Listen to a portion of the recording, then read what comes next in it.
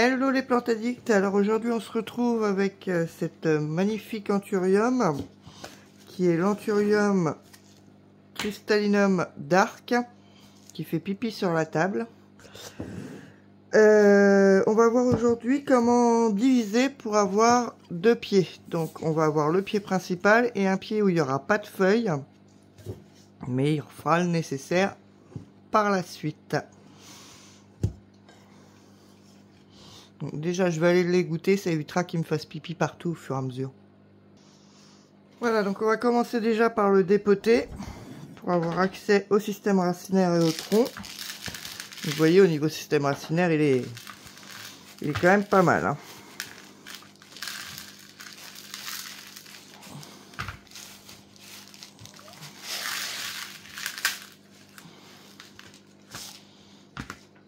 Hop là. Voyez-vous ce beau système racinaire?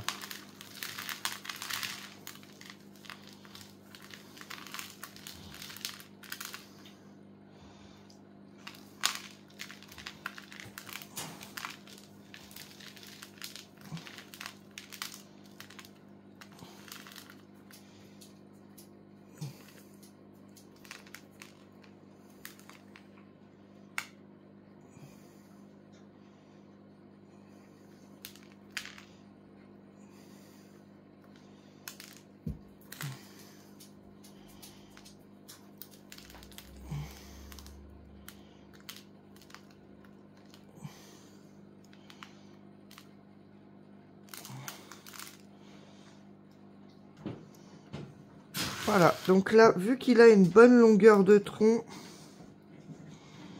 vous voyez, donc là, on en est là au niveau de la pousse. Et tout ça, c'est de la longueur de tronc jusqu'à peu près cet endroit-là. Je vais garder ce petit tas de racines-là, juste là, avec la plante du haut. Et je vais couper juste ici. Et cette partie-là fera des nouvelles feuilles par la suite. Et vous voyez, elle aura déjà un bon système racinaire. Donc elle aura beaucoup plus de possibilités de se concentrer sur les racines plutôt que sur... de se concentrer sur les feuilles plutôt que sur les racines. Donc là, je vais couper juste ici. Pour cela, ça colle, c'était mouillé. On va attraper le coupe-coupe. S'il veut bien venir avec moi. Qui est juste là. Oups là, excusez-moi. Tremblement de terre. Donc on va prendre un petit bout de sopalin. J'ai rien préparé, donc je vous remets en pause. Donc du papier. Du désinfectant. On nettoie bien ses lames pour éviter pendant la coupe de transférer des bactéries, des champignons et je ne sais quoi d'autre. On essuie.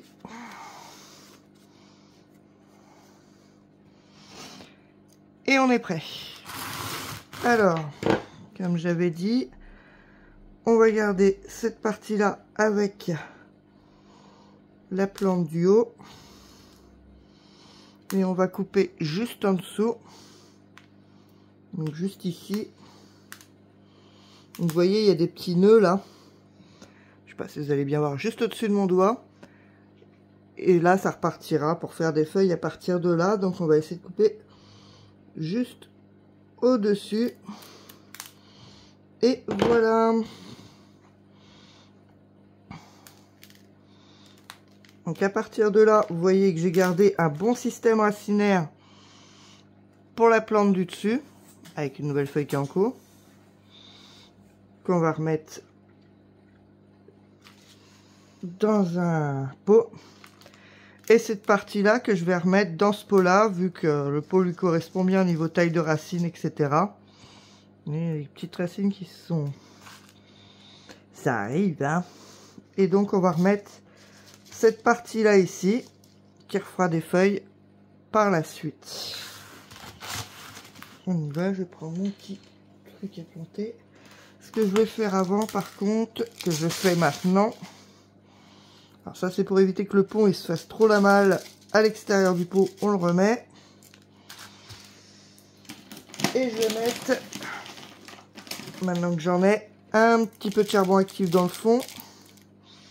Et je remettrai en cours de route comme d'habitude. Enfin comme d'habitude, c'est récent, mais comme d'habitude quand même. Hop, ma petite touffe de cheveux là. Et là, comme d'habitude, on va refaire glisser le pont.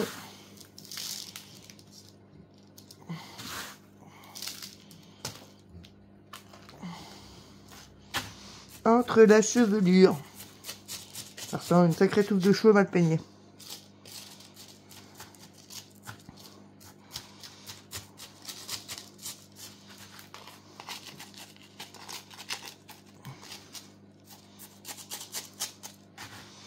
Hop.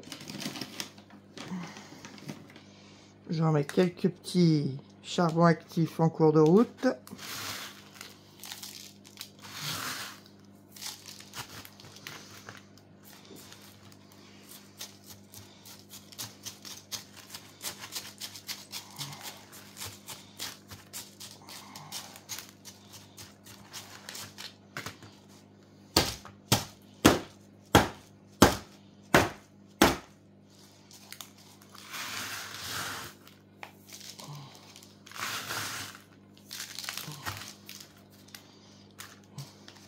Donc je sais que beaucoup d'entre vous mettent leurs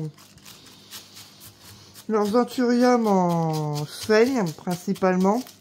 Bah vous voyez en pont, hein, le système racinaire se développe super bien. Et on obtient une belle plante qui se développe bien aussi en pont. Et puis moi en sphaigne j'ai toujours du mal à contrôler correctement l'humidité. J'ai tendance à beaucoup trop l'arroser, donc... Pardon.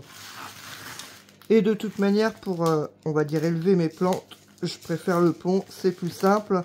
Étant donné que je travaille énormément, surtout que là, j'ai pris un deuxième boulot en plus.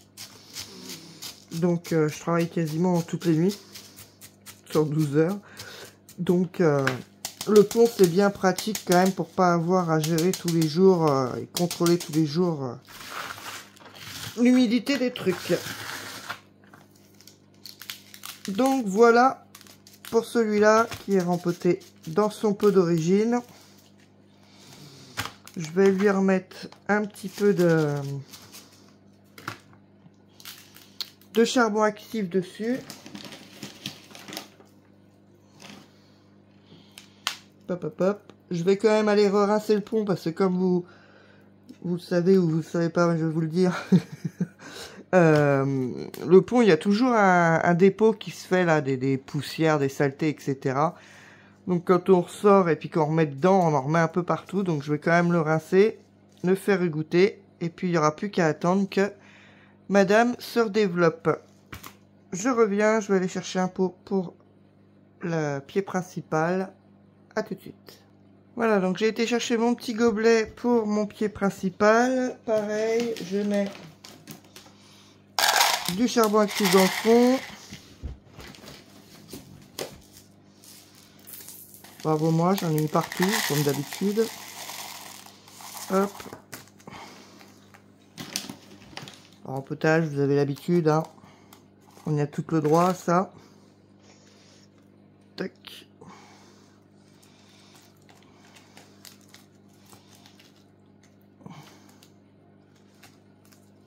Là, je vais bien l'enfoncer dans le pot pour que les racines qui sont là, se développent dans le substrat.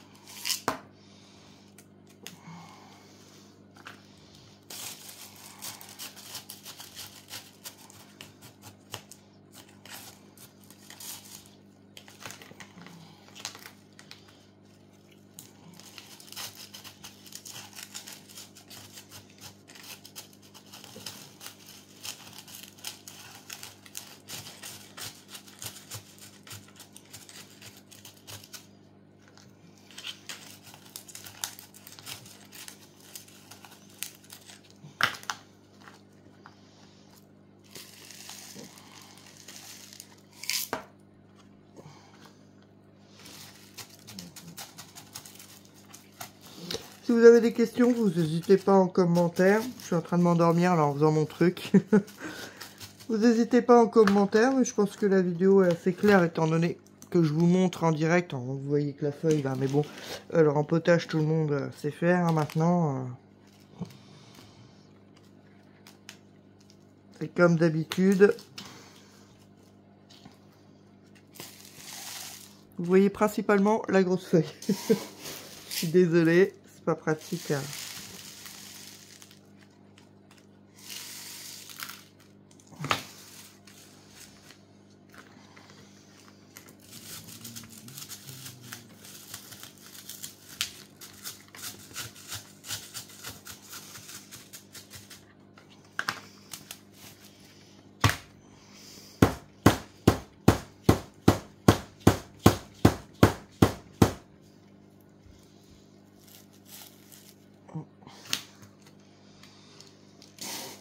Encore un petit peu et c'est bon pour elle. Après il restera plus qu'à rincer tout ça et à les remettre au chaud dans la vitrine.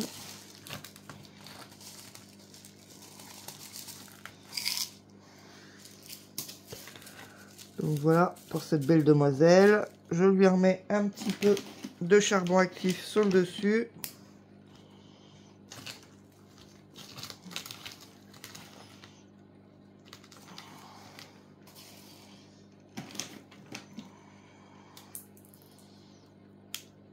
Voilà, et pour celle-là,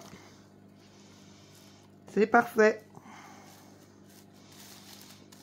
Je vais rincer tout ça et je reviens vers vous et je vous montre un petit update sphaigne. Vu que la vidéo, ça va, elle n'est pas trop longue. Je vous montre l'évolution de la sphaigne. Donc voilà, j'ai ramené ma pousse de sphaigne. Donc là, ça doit faire à peu près 2 mois qu'elle est en pousse, sachant que donc elle a un bon taux d'humidité, mais elle n'est pas sur tapis chauffant, elle est juste devant la fenêtre, mais pas sur tapis chauffant. Donc elle a une progression qui est quand même assez lente. Donc je vous montre pour 2 mois de pousse. Hop là. Pas terrible. Ah voilà. Donc voilà, là on voit bien toutes ces petites pousses de sphaigne. Alors ça j'ai laissé, attendez, j'ai perdu le, il est où que je voulais vous montrer. Pas ça alors. Ah oui, là ce truc là j'ai laissé, qui est en train de pousser. C'est pas de la sphaigne, mais j'ai l'impression que ça ressemble un peu à des mercredi, des plantes carnivores. Donc j'ai laissé des fois que. Et vous voyez des petites bestioles qui courent, c'est les bestioles à détritus, là, je sais pas comment, les colamboles. C'est des colamboles qui se baladent et qui bouffent les détritus. Donc voilà, au niveau de la progression de la sphaigne, donc là on voit bien une petite pousse toute fraîche de sphaigne. Là, c'est, vous voyez, c'est l'ancienne qui, enfin celle que j'ai mis sur le substrat qui repousse. Mais là, on voit bien que c'est carrément une qui s'est créée dans la petite serre. Donc elle est vraiment toute récente, mais sinon on voit bien que ça poussote un petit peu de partout. Ça a bien levé. Donc voilà en ce qui concerne la sphaigne. Donc au bout d'un mois, 2 mois, il y a bien 2 mois là que j'ai mis et que ça poussote. J'ai pas remis d'eau, on voit bien que c'est encore bien humide hein. Il n'y a pas besoin de remettre d'eau. Et voilà pour la petite pousse de sphaigne. Bon, bah je vais vous laisser là-dessus, les plantes addictes, et je vous dis à bientôt dans de nouvelles vidéos. N'hésitez pas à liker, à vous abonner, etc., etc. Je vous le dis jamais, mais ça fait toujours plaisir, et à commenter aussi. Bye les plantes addictes.